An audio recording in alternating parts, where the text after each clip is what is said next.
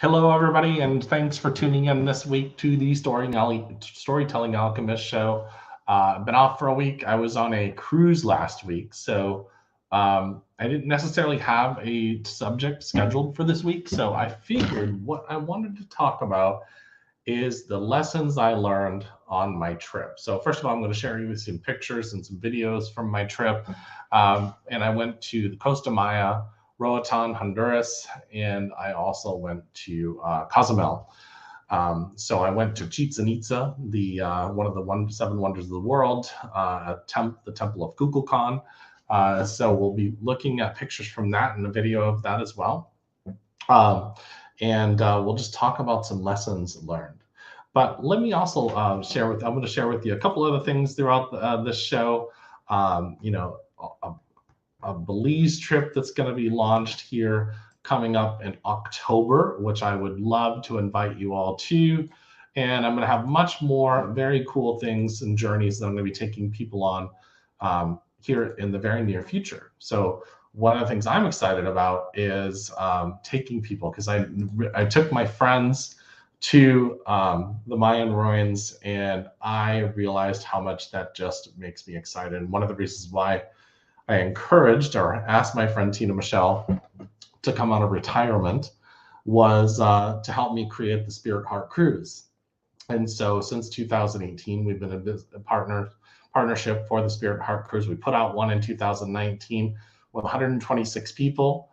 It was incredible. And one of the things that it did is made amazing friendships for everybody, helped people launch their healing careers in the healing world and public speaking world, and just did a lot of amazing things. And we did that in 2019. And of course, COVID happened, 6 months later? And so this cruise I was supposed to be on the 27th of February is supposed to be the next Spirit Heart Cruise. But with the Omicron variant and everything that came out, it ended up being a couple of us on the cruise, and we had an incredible time. So sometimes a smaller group is always better, or not always better, but can be better. And so it was also happened to be my 48th birthday. So I thought that was a good time just to celebrate. And I graduated from college last week as well, virtually, because I went to a virtual campus. So, and that's part of what I want to talk about. So let's just call this lessons learned from a third world country. And there's something that people here in the United States practice as well. It's not like this is just a third world country where people in third world countries practice this, but I thought it would be a very interesting subject to talk about some of the things that I saw and some of the things that my friends and I kind of processed as we were going through these temples. And I thought that would be just a very interesting topic to talk about this particular week. So let's start off. I'm going to show you a few pictures here. We'll just start off with the Temple of Kukukan, it's called Chichen Itza. Many of you already expressed on social media that you've been there before, and that's wonderful. I'm just going to go ahead and share this because it is definitely worth sharing. This, of course, is the temple, and it's called Chichen Itza. Before anybody asks, I know somebody's going to ask me before, they're going to say, did you climb to the top? No, as of 2006, you are not able to climb up these steps for a lot of reasons. People vandalized it, wrote on the walls. Also people fell down these stairs and passed away as a result of that. So the Mexican government has chosen to stop letting people do that. So just to throw that out there that no, I did not walk to the top, although I would really love to.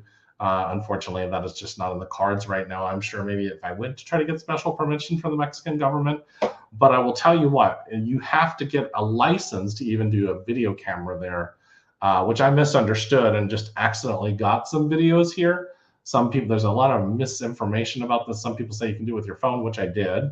So I got away with it. And then I found out later on it's just videos in general. So I did happen to get a video, but I misunderstood, and somehow nobody caught me. So I guess that's a benefit because I was ignorant, I guess, of not understanding. So, but, just to kind of jump back into some more of these pictures, here's another shot of the Temple of Kukukan. And one of the interesting things is if you clap your hands, the ricochet off of the trees and everything else is supposed to symbolize the priest walking up these steps. And this is supposed to be the sound of the serpent or the echo of the serpent, because this particular god came to the Mayans, taught them a lot of wonderful things, and then said he would leave. He was leaving, and then eventually one day he would come back. Sounds like another man about 2,000 years ago. So it's very interesting. There's other gods, and the Aztecs had a god very similar to this, and so the Mayan as well. So, going on, this is another one of the ruins there at Chichen Itza, and there's my friend Jesse taking pictures.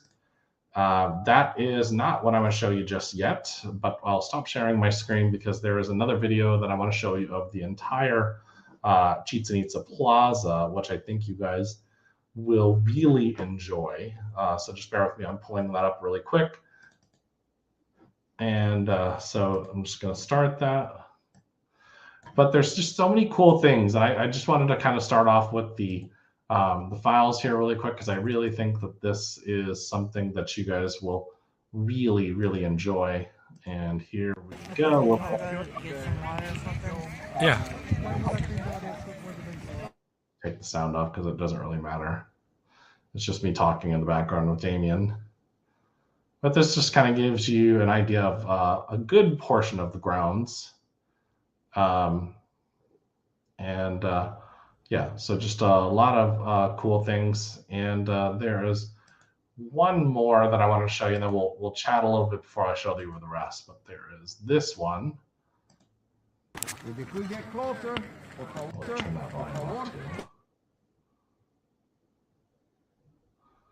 yeah, so I actually wanted to kind of do a podcast there. Unfortunately, the internet I did have internet. It was 3G, but it was not necessarily strong enough to do a full live feed.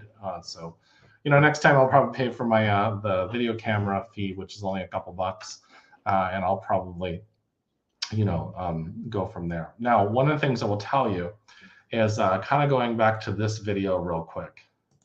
So off to the side of all these videos, like over in this area, over here, and over here, and on the walkway into Chichen Itza, there is vendors everywhere. And so this is kind of, you can even see some of them right here, and off in the distance, right in these trees. But basically the deal is that those people, they'll even make jokes about it. There are all these Mayan trinkets, but they're all made in China. And they'll sit there and say $1, $1, and they'll try to get you to purchase, souvenirs to take home. Now, they're generally their family. This is how they support their families. And what I found out is those vendors were there before a lot of the laws were passed. And it will be a little problematic. I mean, of course, I don't want anybody to not be able to support their families and that kind of stuff, but we'll get more to that, in a little bit here, because I just want to chat about what we felt after, experiencing it. And of course, it's beautiful. Of course, I felt amazing energy there, but there was definitely a little bit of energy drain there, I guess is the best way to put it. But now let's go to, I want to show you another video, but this was our next stop. So we went to Cozumel first, and then that was a 9-hour excursion to Chichen Itza and to come back. But it's about a 2 hour and 15-minute bus ride over to Chichen Itza. You get about an hour and a half, 2 hours, and then it's another 2.5-hour bus ride back, and that doesn't include a 35-minute to 40-minute ferry ride that you have to take from Cozumel into Playa del Carmen. So it's quite a journey that you spend, especially from a cruise ship. But I think it's well worth it. Some people might not think it's well worth it, but I think it's well worth it. So, depending on what is important to you, it definitely, to me, is well worth it. So our next stop was Roatan. And to be quite honest with you, I was not super excited about going to Roatan. I was like, whatever, we'll just hang out, we'll have a few drinks, that kind of stuff. I got excited because I saw a sign that said $3 margaritas. That is not what we did. We actually got a cab driver to drive us around the entire island, and I was extremely surprised. And let's just put it this way, I want to go back. I thought it was just amazing. Plus, Honduras has other Mayan ruins, which I plan on seeing as many as possible. If anybody knows me, I love to travel. I love ancient sites. My mother trained with a gentleman named Dennis Alexander and apprenticed with him as a shaman and through the Mayan lineage, basically. And so I learned a lot of things from her. But there's it's interesting, and I feel like I'm kind of being guided on a journey from her and several of my other teachers that are in spirit, or whatever. Maybe it could just be my desire as a son to go follow in some of the things that my mother did. Who knows? It doesn't really matter. I'm on this journey. So, and hopefully you're enjoying, going on some of this with me. Anyways, this is the video I took from the balcony of my room on the cruise ship as we docked in Roatan. And I think it's absolutely beautiful. It's overcast, but it gets sunny out later on that day. And then later on it starts raining. So, but it's gorgeous. So I'm going to just share with you that video. And I'm going to turn the video or the sound off because I mean, this is absolutely gorgeous. The hills, all these houses and stuff like that. It's just absolutely a beautiful island. And one of the reasons why I wanted to tell you that, because this kind of sort of leads into the subject I want to talk about, and that is we actually ended up getting a cab driver to drive us around the entire island. His name was Henry. So if you get off a cruise ship in Roatan, ask for Henry. And really super nice guy. And you just walk past all the dock areas, and there's an area where cabs sit. If you happen to do this in Roatan, go to the cabs themselves. There's going to be a bunch of vendors that are going to try to stop you. And what I found out, we paid this man $110 for 3 of us to drive us around the entire island. We found out that he only gets about $20 of that, because 60 of that goes to the company that is basically bringing them the business. And no surprise here, it's an United States company. And then he has to pay the guy that refers him $20, because that's how he makes his money, by bringing the business to the cab driver. So this man really didn't make a lot of money other than the tip that we gave him. But he was a super nice guy, told us a lot about the history. And what really touched me with him was this, and I'm just going to remove this so I can be a little bigger on the screen. What really touched me about this story is I was asking him where he's from, and he says, well, he's actually from mainland Honduras.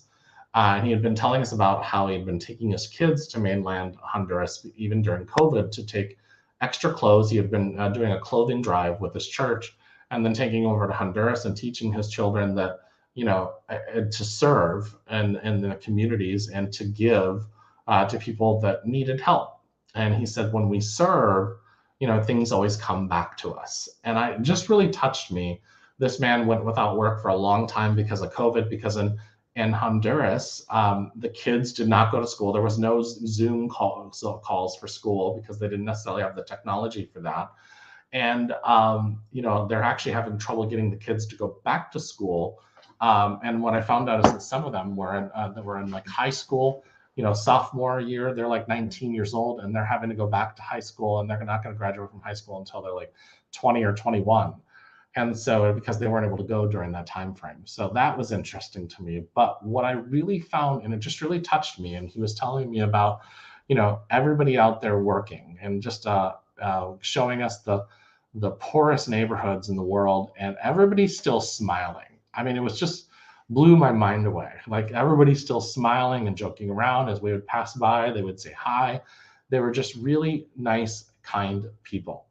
And that was just an amazing thing for me. I really just thought that was just, that was very touching to me in the long run. And so, but it was a very beautiful island, and I would love to go back there. My friend Kevin and I are considering going back there and doing a mission and finding a way to do that. He's a nurse practitioner and a nurse anesthetist, and of course, a spiritual teacher as well. So anyways, so let's go on to Cozumel. I'm going to show you the Mayan ruins at Cozumel, and those are absolutely incredible too. So let's just pull this up. And this is the Temple of the Sun. So I'm going to show you the first structure, which they actually just call Temple 27, which I asked her a couple times. She goes, yeah, it's called Temple 27. I was like, wait, what? And I was a little confused at first, But she was like, no, they just call it Temple 27. Now, they discovered Cozumel back in 1995, and it was open for the public in 2002, 2001 or 2002. It is not as doesn't have as many people like you saw at Chichen Itza, and so I thought that was really, really kind of cool. And so these are the steps into one of the other temple structures. Now, there's been people that have asked me like how big these steps are and why they are there the way they are. Now, these steps in all these temples, the reason why they're made. So this is the steps. Our tour guide said this is the brave steps, and then there was another path that he considered the smart way. And so, but the way that you're supposed to go up these, you're either supposed to go up them in a step where you almost like go sideways up these steps, or you go as you go up, you can think about lean forward so you're not actually looking up. And the reason for that is because the steps were built in a way to where you had to either go sideways or leaning down. And the reason being is because you weren't supposed to look up at the deity at all. And so I thought that was actually very, very, very cool. So all these steps in these temples, at least in the Mayan ones, were built for the reason of they were built on purpose so that you had to lean down and not look at the deity. And so they were built on purpose for it. There's a reason why the steps are so big. And so this is the actual temple, or no, I'm sorry, that's the Temple 27. That's the other side of it that I had shown you guys earlier.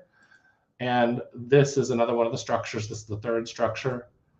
And that is Chichen Itza. So this is actually one of the trees that kind of give you an idea of the jungle trees.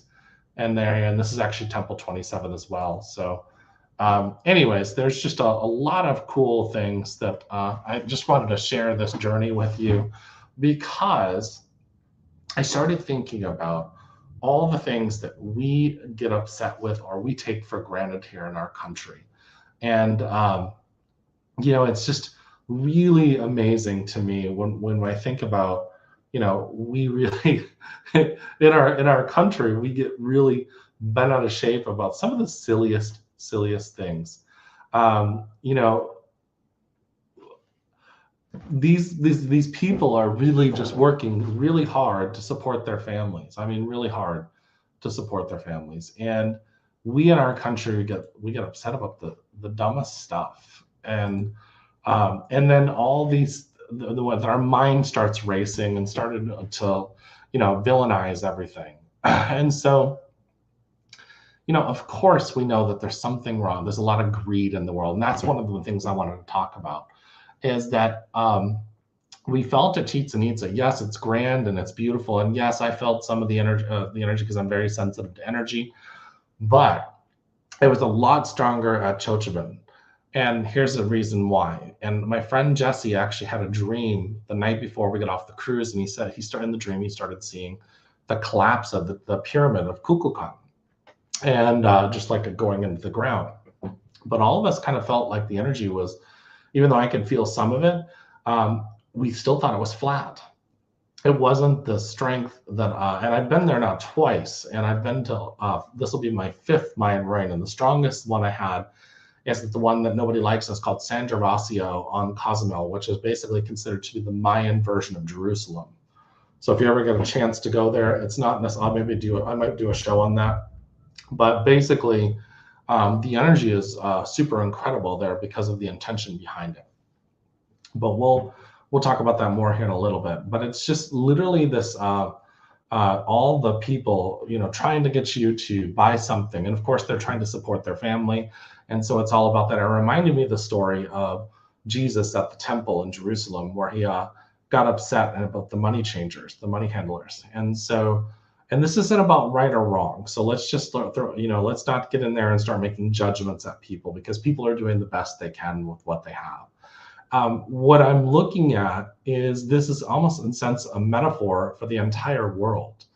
The entire world is almost in a panic for everything, and to be able to support their families, to be able to support their loved ones, that kind of stuff. And I understand that.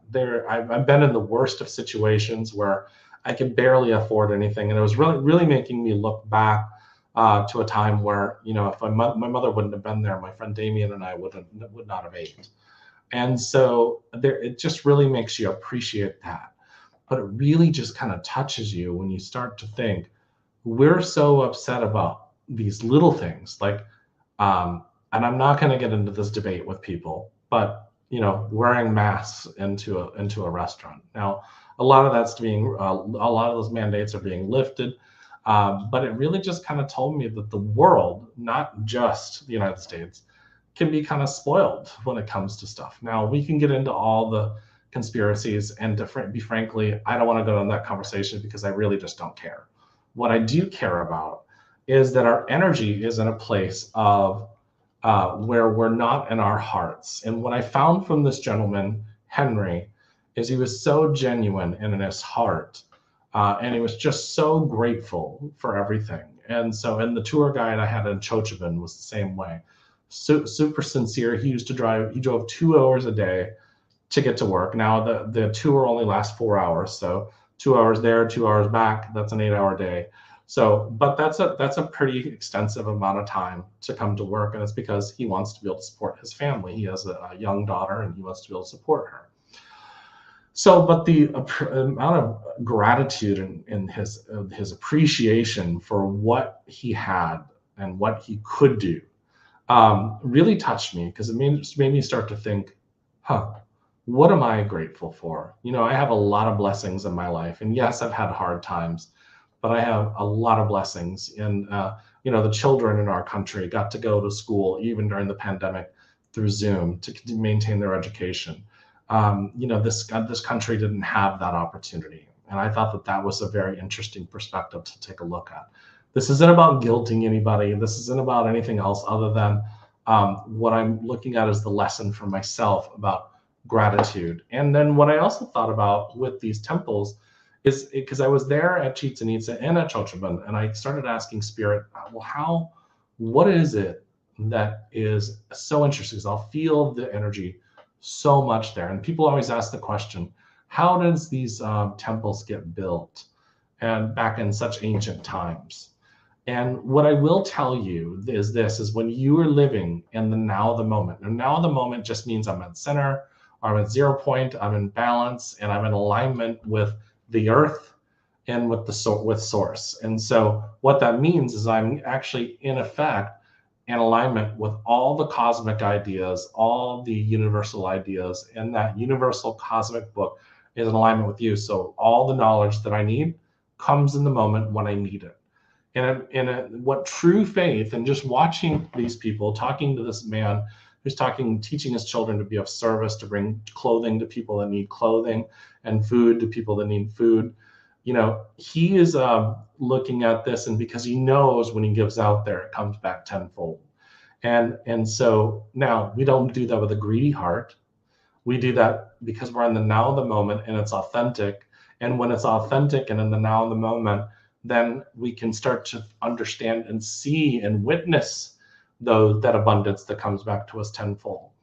And how are they able to build these temples? Well, because the cosmic information came to them right at the right and perfect time. And so how do you think that as scientists today, they get ideas, and then they go and they test them out. They get curious, and then they go and test them out, and then they get peer reviewed, and then they look at that stuff, and then they grow from those experiments and those ideas. And that's how spiritual people, that's how spiritual texts have been written, books have been written, because that's called divine inspiration. And so when you look at that, that is such an incredible thing to think about. And throughout the history of our world, amazing things have happened. Amazing, beautiful things have happened to us as a world. And so those are the things we want to be grateful about. Be grateful for everything you have, for the car you have, the food that you have. And I just did a live feed on my Facebook while I was on the ship. And it really just started making me realize that there is so much to be grateful for. And, in our hearts, we're constantly looking at what we don't have. We're constantly looking at what is hurting us or what could potentially hurt us. We're filled with fear.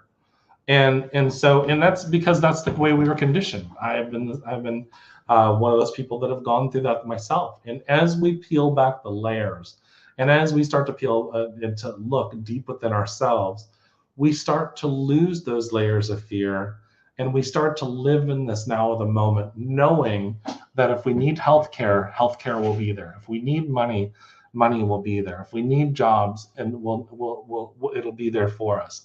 And I know this because I've lived this principle for a good 10, 12 years now, and it works. And people would ask me, how is it when nobody else can get a job? This is way back in 2011, when everybody else is struggling to get a job. Jeremy will get a job within a few days. And there's a reason for that, because I've had to learn where I was definitely in fear of lack. I started to realize that my needs will always be taken care of. My mother and I's house, the family house, was foreclosed on back in 2009. And I remember looking at my mother, but we will always have a place to live. And we did. We always had a roof over our head. It might not have been the best. It might not have been the Taj Mahal, but that's where we get a judgment. We start looking and say, look at this crap hole we're in. And we start feeling bad about ourselves. Instead, be grateful, because I can tell you, each step of the way, it's like a lily pad. Each step of the way we go, and something new and greater comes. It's not about material objects, but there is natural law that says it'll prepare you for the next. So if you want to have this big, glamorous life, the universe will prepare you for that if it's in alignment with your soul contract, or your soul, your divine plan. And so looking at all these ruins and all these things, the way that people lived, and looking at, I didn't put this picture on here, but that actually shows the sacrificial table that they sacrificed people at Cozumel. And I realized that sacrifice, the metaphor for that, I mean, they physically did sacrifice people, but the metaphor for that is that to sacrifice in the modern times is to let go. So when we let go, when we sacrifice what we think we need, what we feel we need, and we put it in the universe's hands, spirit's hands, God's hands, whatever you want to refer to that as, when you let go, you allow the new to come in. And so when we sacrifice, this is the death card in the tarot. The death card, you die in this portion of your life, you let go, and you sacrifice that to bring in the new era. And so why is that so important? And the interesting part about what I learned about the sacrifice in the Mayan times is the people that were sacrificed, they considered to be a great honor. Because what were they doing? They knew that when they did this, they were going directly to heaven. And then the name for their family would be very strong because of the sacrifice that was made.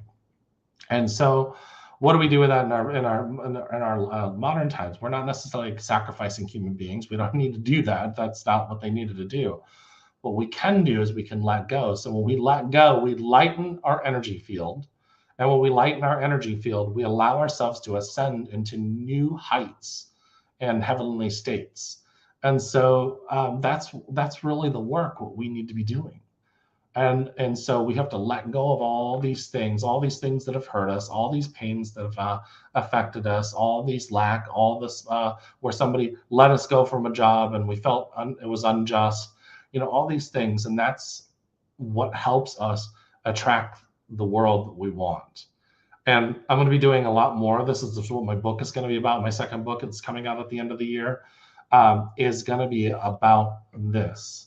It's going to be about the fact that when we let go and lighten our energy, we now start to realize that our divine plan is manifesting at all times. And we don't attract what we want. We attract what we are. So if you feel that you don't deserve something, the universe is going to say, you're right. And it'll continue to give you the situation that you just like over and over and over and over and over again.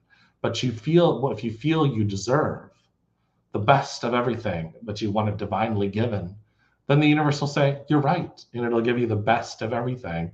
And it'll divinely give it to you at divine timing and divine order.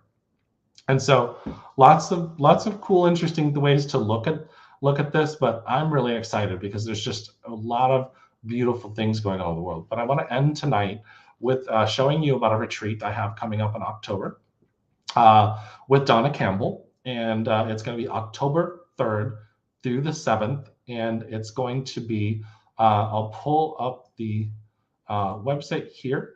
It's heartalchemyretreats.com. Again, it's heartalchemyretreats.com. Is going to be 5, well, it's basically almost 4 days in Belize. And I'm very excited about announcing this. We're going to be doing a live feed about it here probably the next week or so to give you guys more. It's sponsored by the Los Angeles Tribune, our friends over at the Los Angeles Tribune. And this is something we had planned last year, but our schedules and everything, so we decided to postpone it a year. And so it's heartalchemyretreats.com. You'll definitely want to go. Donna is a powerhouse, and the two of us together are going to be rocking and rolling down in Belize. So I'm excited about any of you that would like to come. I also will be announcing another Spirit Heart cruise coming up probably the next year or so. I'll be, probably advertising it within the next 6 to 7 months. But stay tuned for that, and I would love to see you all come on that cruise. So much love, everybody. Lots of great stuff coming up, and I'll be making those announcements as I get those coming up. Thank you so much. Bye-bye.